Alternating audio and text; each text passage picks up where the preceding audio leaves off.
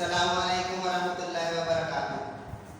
उम्मीद है आप सब खैरियत, तंदुरुस्ती और आफियत के साथ होंगे। आप देख रहे हैं मेरा और अपना YouTube channel JJC by sir Jabbar. मैं हूँ जब्बार अख्तर। आज की lecture video second year maths new book chapter 7 straight line के 7.1 का आखिरी पार्ट है, चौथा पार्ट। इससे पहले मैं आप लोगों को 3 लेक्चर डिलीवर कर चुका हूँ। तो शुरू करते हैं बिला ताखीर। बिस्मिल्लाहिर्रहमानिर्रहीम। 7.1 है, पेज नंबर 200 पर। स्ट्रेट लाइन चैप्टर का नाम है एनालिटिक ज्योमेट्री है। आज के लेक्चर में इंशाल्लाह 2 क्वेश्चन होंगे और ये लॉन्ग क्वेश्चन में आ सकते हैं सेक्शन सी में, तो तवज्जो रखिएगा और एंड तक मेरे साथ रहिएगा। पहला क्वेश्चन है क्वेश्चन नंबर 12। क्वेश्चन नंबर 12 में वो कह रहा है कि PQR are the 3 vertices of a triangle. Find the coordinates of the circumcenter and the radius of circle. के किसी ट्राइंगल के 3 वर्टिसेस हम आपको दे रहे हैं और उसके आपको सर्कम सेंटर के कोऑर्डिनेट्स और सर्कम रेडियस मालूम करना है। अब आपको पहले ये पता होना चाहिए कि सर्कम सर्किल होता क्या है। नोट रखिएगा, एक सर्किल है जिसके अंदर एक ट्राइंगल है।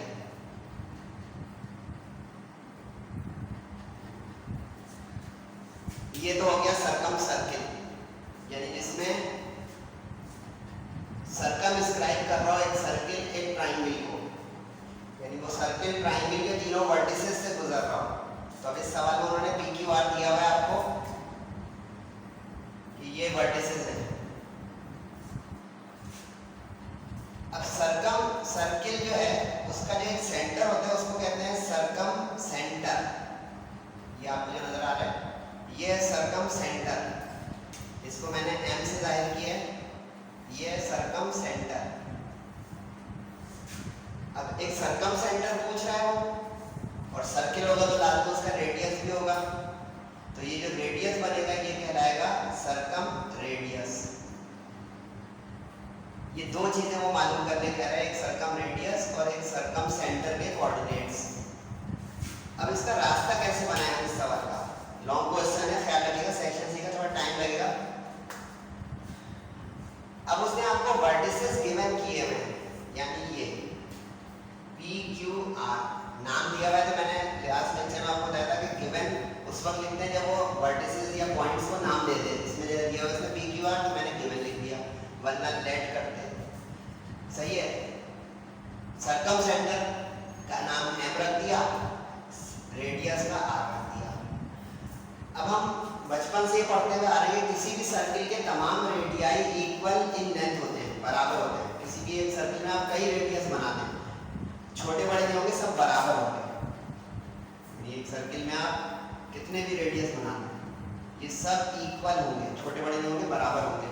तो अब इसी थ्योरी में हम चलेंगे कि इन अ सर्कम सर्किल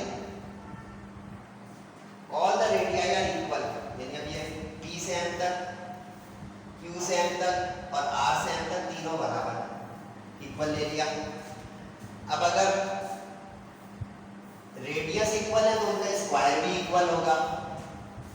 तो अब इसलिए इसका स्क्वायरिंग कर दी, क्योंकि लास्ट क्लास में मैं आपको डिस्टेंस फार्मूला सिखा चुका हूँ। डिस्टेंस फार्मूले में रूट आता है, स्क्वायर रूट। उस रूट को अवॉइड करने के लिए मैंने स्क्वायर कर दिया ताकि रूट बार बार लगाना ना पड़े, क्योंकि ऑलरेडी क्वेश्चन लेंथी है, रूट लगाने में टाइम इजाफा लग जाएगा। तो स्क्वायर करके रूट से हमने बचा लिया अपने आप को। अब आप लोगों ने पढ़ी हुई है ट्रांजिटिव प्रॉपर्टी बचपन में। ट्रांजिटिव प्रॉपर्टी ये होती है कि अगर A बराबर है B के और B बराबर है C के, तो ये सब आपस में बराबर है। सही। तो अब मैं इसमें से किसी भी 2 को बराबर ले लूँ आपस में। क्यों ले लूँ? क्योंकि x और y 2 अननोन्स हैं। 2 अननोन्स के लिए 2 इक्वेशन चाहिए। 2 इक्वेशन आएंगी तो ये 2 अननोन आ जाएंगे। ये मैंने देखे कॉन्सेप्ट आपको बना दी कि ये क्यों हो रहा है, यानी ऐसे कॉपी डाउन नहीं है कि बस ये लेक्चर है हो गया, एक सवाल का आंसर पहुंच गया। नो, समझे भी कि क्यों किया जा रहा है, अब डिस्टेंस फार्मूला क्या था, x माइनस एक्स का square plus y minus y square. अब यहाँ दो दफा डिस्टेंस रहेगा, तो is equal to modulus of the distance. अब pm, m में से p के माइनस करने हैं, तो x minus x1 y minus y1, और फिर q में से m के माइनस करने हैं, तो x minus x2 y minus y2। Distance formula original जो था वो ये था, x2 माइनस x1 का square plus y2 minus y1 का स्क्वायर। सही। अब यहाँ पे दूसरा पॉइंट xy लिया हुआ है, तो यहाँ पे x लिखा जाएगा x2 नहीं, और यहाँ पे x लिखा जाएगा। ठीक, अब वैल्यू जल्दी से पुट कर लेते हैं, 2 और 1, यहाँ 2 रख दिया, यहाँ 1। सही है। उसके बाद 5 और 2, 5 रख दिया और 2। a minus b whole square से खुलेगा।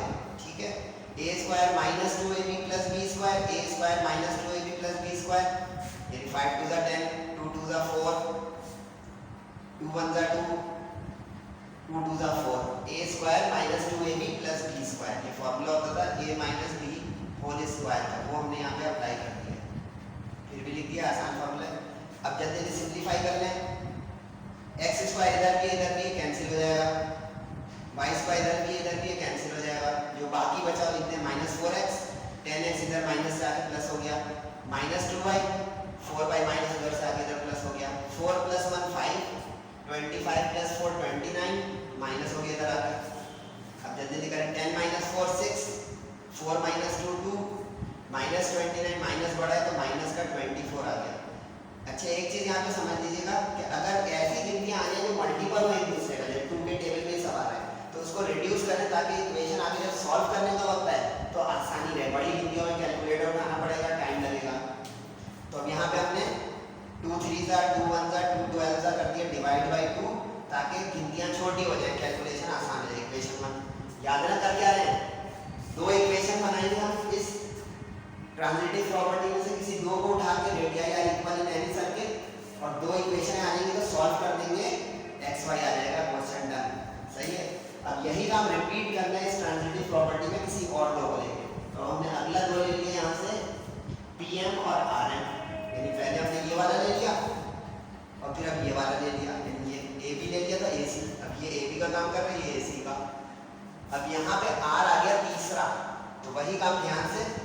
अब तीसरा जो है उसमें 3 3 आएगा, 3 3 लेफ्ट तो आप नकल भी कर सकते हैं, pm यहाँ भी है, pm यहाँ भी है, तो यहाँ का जल्दी से ये कॉपी कर दे पूरा, x square 4x 4 y square 2y, ये देखिए बहुत से रिपीट है, सिर्फ राइट में याद रखें। अब यहाँ पे क्या 3 4, x माइनस 3, x में से x वाला माइनस, y में से y माइनस 4।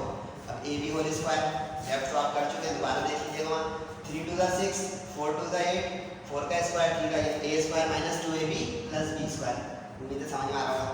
अब यहाँ भी x स्क्वायर से x स्क्वायर फाइंड करें, y स्क्वायर से y स्क्वायर, माइनस 4x बचा, 6x इधर आके प्लस 2y यहाँ बचा, माइनस 8y इधर आके प्लस 4 प्लस 1 5, 16 प्लस 9 25, इधर आके आ गया माइनस 25, 6 माइनस 4 2, समझ में आ रहा है, 8 माइनस 2 6, माइनस बढ़ा है तो माइनस का 20। अब यहाँ पे देखो वही चीज़ रिपीट होने लग गई कि अगर एक ही मल्टीपल हो तो डिवाइड करें, 2 1 ज़ा 2 3 ज़ा 2 10 ज़ा।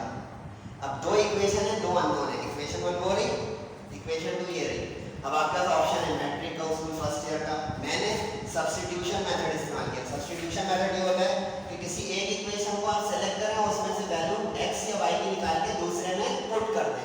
मैंने पहली इक्वेशन सेलेक्ट की 3x प्लस वाई माइनस 12, इसमें से y की वैल्यू निकाली, y इज इक्वल टू 12, तो जाके प्लस 3x माइनस, इस y को आप ले आके पुट कर दो इस टू में, x प्लस 3y माइनस 10, तो x प्लस 3, ये जो y निकाला है इक्वेशन 1 को सॉल्व करके उसमें पुट कर दिया। अब सिंपल मैथ्स रह गई, 3 12 का, 3 3 ज़ा माइनस का 9, x आपस में ऐड सब्ट्रैक्ट करें, 9 में से 1 माइनस 8, लेकिन माइनस बढ़ा है तो माइनस 8, 36 माइनस 10, अपॉन में क्या क्रॉस मल्टीप्लाई माइनस 8 कैंसिल होकर 2 4 ज़ा 8, 2 13 ज़ा x आ गया। अब x का पुट करना आपकी मर्जी, आप इस इक्वेशन 2 में पुट कर दें तो y आ जाएगा, इक्वेशन 1 में पुट कर दें तो y आ जाएगा। मैंने 1 में पुट किया, सही, 1 क्या थी भाई, 1 ये थी आपकी 3x प्लस वाई माइनस 12। अच्छा ये एक चीज़ बता दूँ, अगर आप किसी क्वेश्चन को समझ गए हो तो एक ही इक्वेशन को बार बार लिखना जरूरी नहीं होता। जैसे यहाँ पे आप अगर लिख देते आप सॉल्व इक्वेशन 1 तो आप यहाँ पे दोबारा इक्वेशन लिख कर ना देखें, लेकिन मैं यहाँ पे चूंकि लेक्चर क्लियर करने के लिए दे रहा हूँ तो ये समझा भी रहा हूँ, लेकिन अगर आप क्लिक कर गए फ्लो में आ गए तो ये ऑप्शन लंबाई सवाल की ज़्यादा है, टाइम 12 से 13 मिनट लेना है आपको सेक्शन सी में एक सवाल में, सेक्शन सी बोर्ड एग्जाम, देखिए गाइडेंस भी दे रहा हूँ। तो ये आप बार बार इक्वेशन ना लिखें, आपकी मर्जी है, ठीक है। x पुट कर दिया, अब एलसीएम आएगा क्योंकि इसके नीचे 4 है, इसके नीचे 1 है और 1 है, तो 4 1 जा 4 बाई 4 12 जा 48, कैलकुलेटर चला लीजिएगा। अच्छा अब नीचे सबके अगर आ जाए 4 तो 4 0 जा 0 हो जाता है, इसलिए वो एक स्टेप मैंने कम कर दिया, एलसीएम लिया और 4 0 जा 0। अगर आप परेशान हैं तो एक स्टेप बढ़ा सकते हैं, पहले एलसीएम की लंबी लाइन लगा के 4 लिखें, फिर अगले स्टेप में क्रॉस मल्टीप्लाई करके 0 करते हैं, ठीक। 4 बाई 39 में 48 माइनस किया, माइनस का 9 हो जाएगा प्लस, मेरे साथ है ना भाई। एक आंसर है सरकम सेंटर के कोऑर्डिनेट्स है, सरकम रेडियस ये सारे हैं, इनमें से एक उठा ले कोई रेडियस आ जाएगा। ये देखें सरकम रेडियस आर, लेकिन मैंने नीचे वाली लाइन उठाई क्योंकि अगर ये आर है तो ये आर स्क्वायर है, वरना फिर रूट लगाना पड़ता। अब आर स्क्वायर अगर आ जाएगा तो मैं आखिर में उसका रूट एक दफा ले लूंगा तो आर आ जाएगा।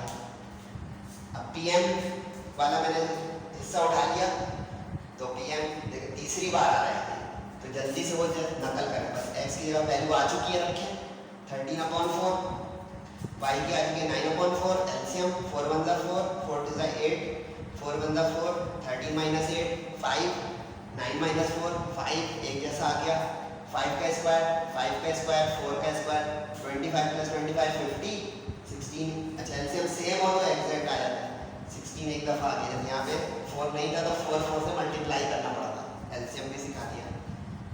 अब इसका स्क्वायर रूट ले लें, स्क्वायर रूट कौन सा ये 50/16, 16 परफेक्ट स्क्वायर है, 4 बाहर आ गया, लेकिन 50 जो है उसके पेयर बन जाएंगे 5 × 5 × 2, 5 5 जा 25 25 2 जा 50, तो जो पेयर बन जाते हैं वो बाहर आ जाता है, ये बाहर आ गया, रूट में 2 रह गया, यूनिट्स आंसर। तो ये इंपॉर्टेंट सवाल है, प्रैक्टिस कीजिएगा, कुछ शक रह जाए पूछिएगा भी। अच्छा एक सवाल और होगा, चले बन जाइएगा, क्वेश्चन नंबर 15 आखिरी, फिर उसका लिए 7.1 इंशाल्लाह माइंड अप हो जाएगी, अगले लेक्चर में इंशाल्लाह मैं आपको 7.2 में ले आऊँगा, जाइएगा नहीं, मैं रब करके क्वेश्चन 15 करने जा रहा हूँ।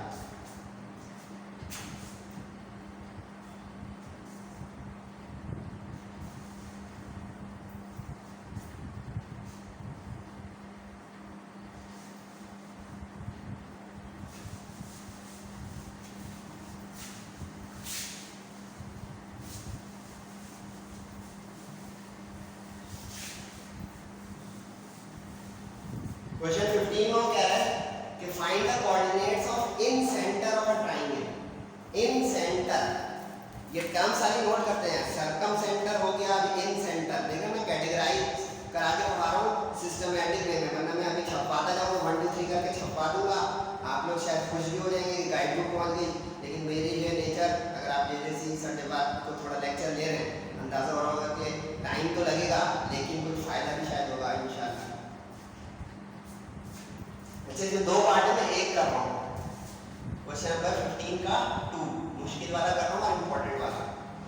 इसमें उसने लिखा है कि हम आपको 3 वर्टिसेस दे रहे हैं ट्राइंगल के, P -36 7 मुश्किल इसलिए कह दिया और इम्पोर्टेंट की लंबी लंबी इसमें वैल्यूज हैं, Q 27 और R 0 -8 और इन सेंटर पूछ रहा है, ठीक है जी। तो ये इसमें PQR नाम दिया तो गिवन जल्दी जल्दी कर लेते हैं, बता दूंगा मैं साथ साथ कि इसमें क्या कहानी है। Q हो गया x2 y2 और R हो गया आपका x3 y3, ठीक है जी। कोऑर्डिनेट्स ऑफ इन सेंटर पूछ रहा है, इन centre of triangle, in centre of triangle पूछ रहा है। इन सेंटर के निशान आमतौर पे आप I ले लें कि I फॉर इन सेंटर, ठीक है। थ्योरी सुन लें तो जल्दी जल्दी हो जाएगा सवाल। पिछले सवाल से थोड़ा सा छोटा है लेकिन ये भी लेंथी है। अब उसने पी क्यू आर जो है आपको वर्टिसेस ऑफ ट्रायंगल दिए हैं, ठीक है। इन सेंटर जो होता है वो इंटरनल बाइसेक्टर्स का पॉइंट ऑफ कॉन्करेंसी होता है। इंटरनल बाइसेक्टर्स का पॉइंट ऑफ कॉन्करेंसी होता है। Point of concurrency of internal bisectors, internal bisectors of angles. यानी जो ट्रायंगल में 3 एंगल बन होते हैं, यहाँ पे एक एंगल बनेगा ना, फर्स्ट करें 40 डिग्री का है तो 40 डिग्री को आधा करते हैं, बाइसेक्टर हो गया।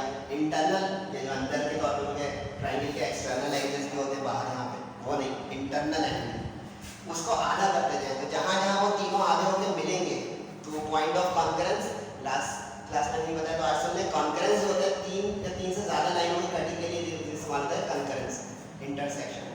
तो ये कहलाता है इंटरनल बाइसेक्टर्स का कॉन्करेंस पॉइंट, यानी इन सेंटर। जो पिछला क्वेश्चन किया था हमने सरकम सेंटर, वो राइट बाइसेक्टर का पॉइंट ऑफ कॉन्करेंस होता है, जो सरकम सेंटर होता है। क्वेश्चन नंबर भी किया था हमने 12, ये राइट बाइसेक्टर्स होते हैं, राइट का मतलब परपेंडिकुलर, बाइसेक्टर्स उसका पॉइंट ऑफ कॉन्करेंस होता है।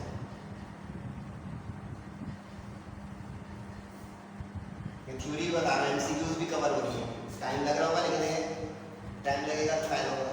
अब point of concurrence right bisector मतलब है कि हर साइड को आप 90 डिग्री परपेंडिकुलरली कट करें तो वो जो लाइनें 3 जगह पे मीट करके एक पॉइंट पर आएंगी वो कहलाएगा सरकम सेंटर।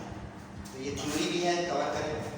अब आ जाएगा कि ये निकलेगा कैसे इन सेंटर। इन सेंटर का एक फॉर्मूला होता है, अगर आपको वो बता दूं तो ये 5 मिनट में खत्म हो सकता है। इन सेंटर का फॉर्मूला होता है IXY is equal to I of AX1 BX2 CX3 upon A plus B plus C और AY1 इसी तरह y लिखते होगी BY2 plus CY3 upon A plus B plus C। अब गौर करें तो x1 x2 x3 y1 y2 y3 vertices हैं, given है। यानी हमारा सवाल फंस गया कि अगर हम किसी तरह ABC निकाल लें तो क्वेश्चन डन। अब फर्स्ट ईयर रिकॉल करें चैप्टर नंबर 11, जो ट्राइंगल की साइड्स होती हैं अपोजिट, वो होती है उसकी लेंथ्स।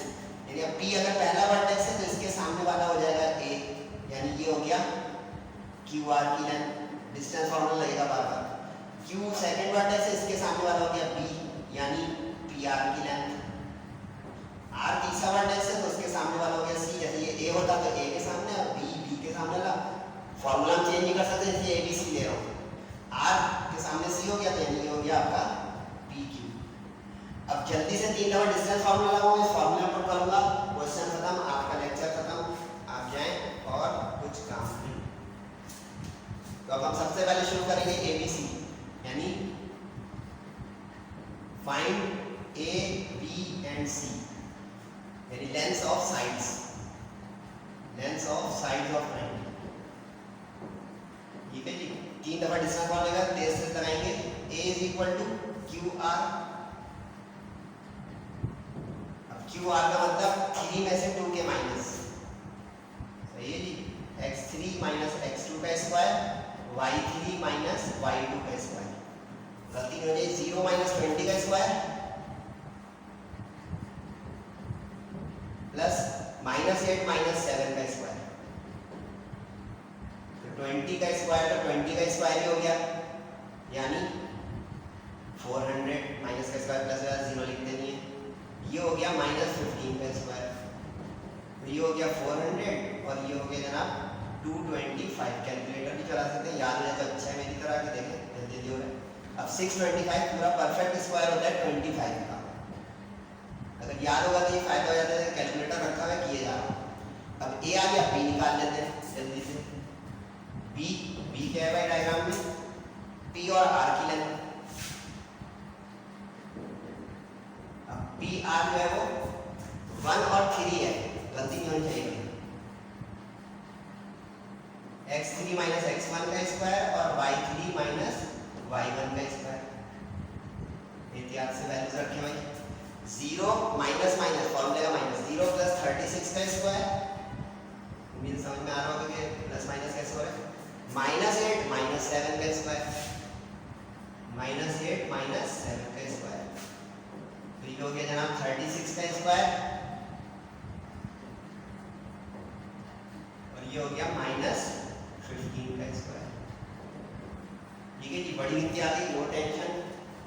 अब 36 का स्क्वायर, 36 का स्क्वायर, ये आ गया 1296, 1296, ये था 225, तो प्लस 225, ये हो गया जनाब 1521, 1521, ये होगा परफेक्ट स्क्वायर।